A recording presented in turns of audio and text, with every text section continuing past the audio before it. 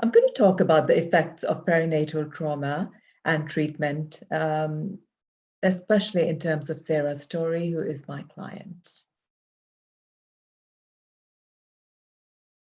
Now, I would like to introduce you to Sarah. I've changed personal details in order to protect the identity of the family.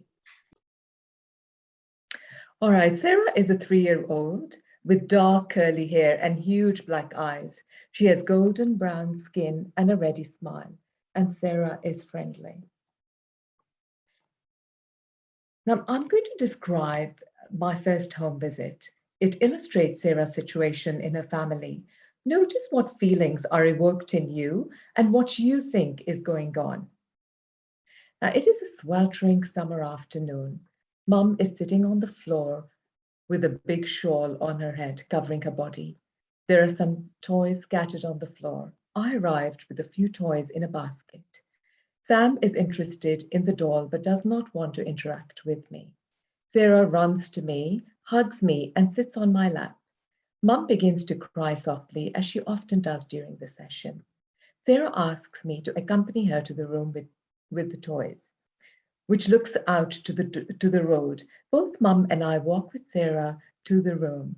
Sarah sits at the window and looks longingly at the children who live across the road. They have just returned from school. There is a lot of laughter on the street, and Sarah looks me in the eye and asks, "Can you be my friend? I have no friend." So I hope this description gives you an idea of what it is like to be a child in this family. Now, in this presentation, I'm going to talk about the trauma history, which will include prenatal, conception, and fetal life. Talk about early childhood experiences, the presenting problems and assessment, as well as clinical interventions and treatment outcome. Now, this is an asylum seeker family from Sri Lanka. They speak Tamil and are practicing Christians. They arrived to Australia in 2013. Sarah was born offshore on December 2015, and she is 6 years old now. Both her younger sisters are born in Australia. They were referred in late June of 2018 and were first seen in July 2018. The family was seen at the START's office, in the home, and then just before Mum delivered and was unable to come to the office. So I saw them at home, and then telehealth during lockdown. I had individual sessions with Sarah and with the mother and siblings, also psychoeducation sessions with the mother on her own. Now, this is their genogram. Both Adam and Ruhi, the parents, were 22 years old when Sarah was born. Now, Sarah is 6 years old now, Sam is 4.5, and Sally is 2.5. Trauma history includes preconception, conception, and the fetal environment. Both parents had significant trauma histories. Parents were born in Sri Lanka, and Mum suffered from sexual abuse and neglect in her childhood. Dad came from a family with a history of political persecution. He had lost his father and brother as a result. They had ongoing death threats and fled a month after getting married. The couple undertook a very dangerous boat journey, and after arrival to Australia, they were in offshore detention. Now, Sarah was conceived and born in an offshore hospital. It was not a planned pregnancy. Both parents were going through grief and loss at this stage of their lives. Delivery was traumatic and forceps were used. Mum said that the labor triggered memories of her sexual assault trauma, and she had the intense fear of losing her child. Now, Mum had postnatal depression and was also suicidal. She was hospitalized for 2 weeks after Sarah's birth. They were moved to community detention in Sydney as a result of her mental illness. Sarah did not get the kind of attention she needed from the mother. Mum was also unable to breastfeed, which led to her feeling guilty and overfeeding Sarah with bottled milk. The parents frequently misread Sarah's cues about her needs. For example, when she needed to be held, they would feed her. Mum also developed OCD type of behaviors where she would have to hold the bottle at a certain angle and feed sitting a certain way. Therefore, dad could not do it right and so was not engaged in family activities as much as he would have liked. Now, it is also to be noted that the culture that our clients come from have traditions and rituals before and after birth. There are nutritious foods that are prepared specially for the new mother while she fulfills her role of helping her baby transition from the womb to the world. The infant and the mother are supposed to fall in love and have an exclusive relationship, which both Sarah and her mother missed during those initial weeks. Now, this is a model that is developed by Arosh and Coelho towards a systemic approach. At starts, we always keep in mind the impact of the complex interaction of challenges for refugees. This family have a huge trauma history, which is ongoing. They have left their family, friends, and everything they have known. It is a negative environment for asylum seekers, and they have also lived in detention. They're dealing with their protection visa, which can create a lot of uncertainty and stress. And they also have limited resources. At the time, they're going through the normal life challenges, such as raising children and dealing with their own relationship and concerns about their relatives back home. Sarah is also going through a very rapid and important developmental stage. The protective factors are the fact that they are religious and have each other. Now, in the initial parent interview, the ideal situation is to see both parents without the children for the assessment. Now, this was discussed on the form. The goal was to establish a rapport, to obtain background information, to assess the situation, discuss the expectations. Mum was quite clear about not wanting to talk about the past. She was aware that it would re-traumatize her. Now, we had a phone conversation in which Mum talked about her reasons for wanting counseling for Sarah. She felt she had failed her children because of a mental illness. She said she was not taking medication anymore that was prescribed for her because she was pregnant. Now, Sarah had started childcare 1 day a week and she noticed that she loved it there. This was further proof of the fact that her child no longer needed her. A few weeks later, Sarah said that one of the teachers had hit her on the head, which according to the school was an accident. Mom said she doesn't know if this is true or not, but she chooses to believe her child. Now, with the assessment in the first visit at the START's office, my observation with Mum was that there was a lack of self-esteem as a mother and also lots of tears. I was unsure about whether I must sit with her or with Sarah. In observing Mum and the children, I noticed role reversal as the children put their hand on Mum's shoulder, like they were saying that they were there for her, as opposed to her being there for them.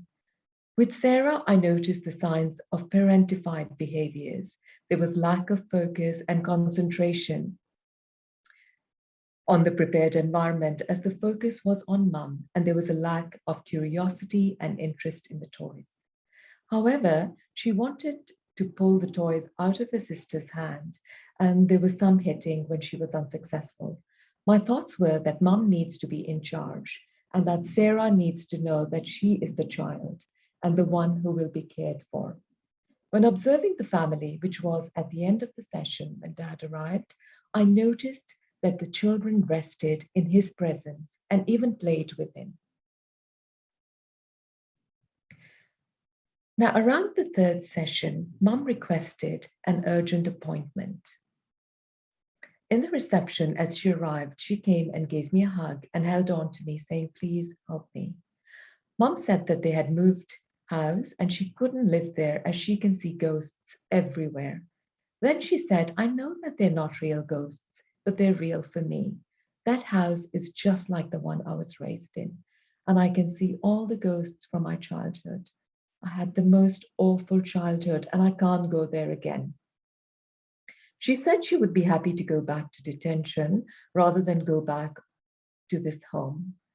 She said she would not leave the office today. I asked Dad to take the children away and to come back later.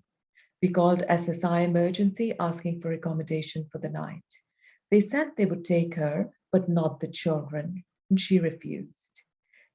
She asked the husband to let her sleep in the car, and he was not comfortable with that.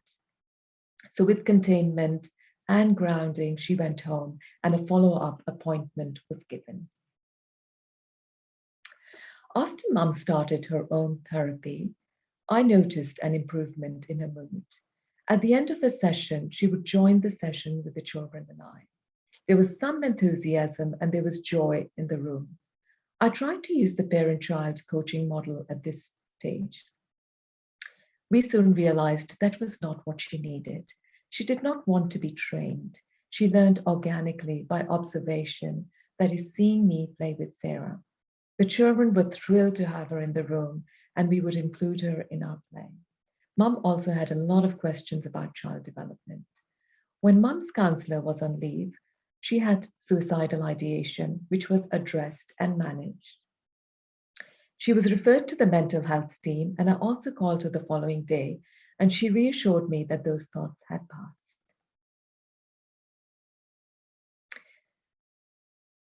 This is an intervention that I suggested for Mum and the baby.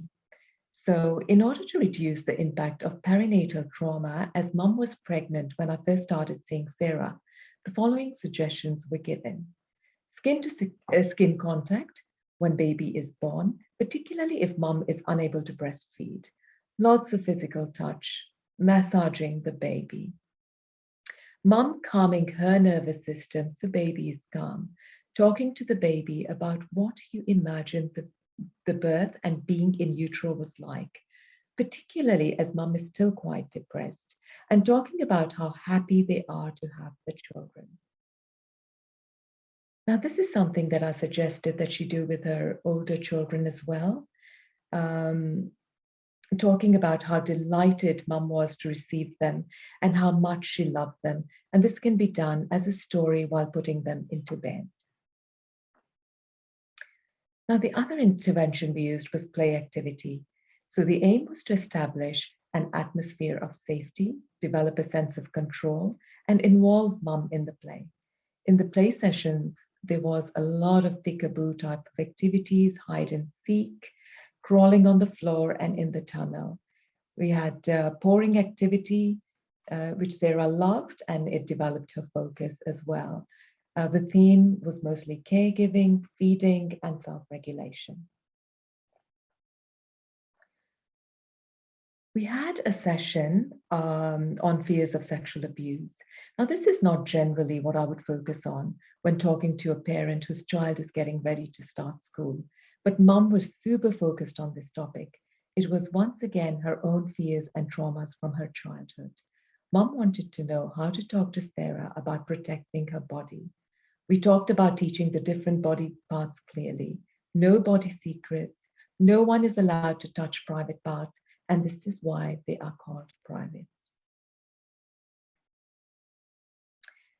Now, Sarah was always excited about the sessions in the home, but Mum often had a flat affect and was monosyllabic. She was still often teary. I asked if we could all make a cake in the next session. I took the ingredients, but Mum had already gone to Costco and bought the largest cake mix I have ever seen. Mum said she has never done anything like this before. Sarah found it hard to believe that it was possible to make a cake at home. It turned out to be a really fun activity. This became a regular activity for Mum and daughter in the home, and Mum was encouraged to get the children involved in food preparation. So on those rare occasions that a friend was invited, Sarah and Mum made muffins together. Now, the interventions during the home visits were symbolic and imaginative play and lots of drawing and coloring. We would go out into the garden, pick up varieties of leaves and notice the shades and draw them, painting the wall outside with water. That was great for gross motor skills as well. Mindful eating and breathing activities. And Sarah had also become interested in reading and counting. And this is also not what I would focus on, but she was clearly ready, and Mum wanted to know how to support her. We spent some time to facilitate this. Now, Sarah was also having nightmares of monsters, which she drew in the sessions. And finally, we tried a few things, but finally, what helped her was to put the pictures on the bedroom wall. That way, she could see them out there and not in her dreams. And Mum was not comfortable with this, but it worked.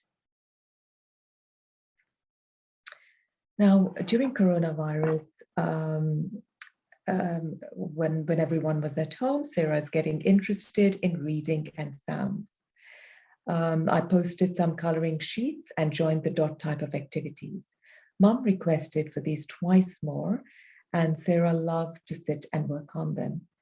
Sarah started to make her own appointments. She would record a message on WhatsApp and send it. She'd say, Naila, can I have an appointment for Tuesday next week? Please call me. Now, home visit a year later. Sarah insists on making waffles for me. They have a machine, and so she does it herself with some supervision from her mother. She took all the ingredients, measured them with a spoon, added the egg, then put them together. In a few minutes, they were ready. We all sat on the floor and ate them. I'd taken some yoga cards, and each one of us picked one, and we all did that pose. Mum asked if she could borrow them until the next session. She played with some of the toys I had taken. She drew, but quickly gravitated towards showing me some of the games she had on the computer. She looked very absorbed.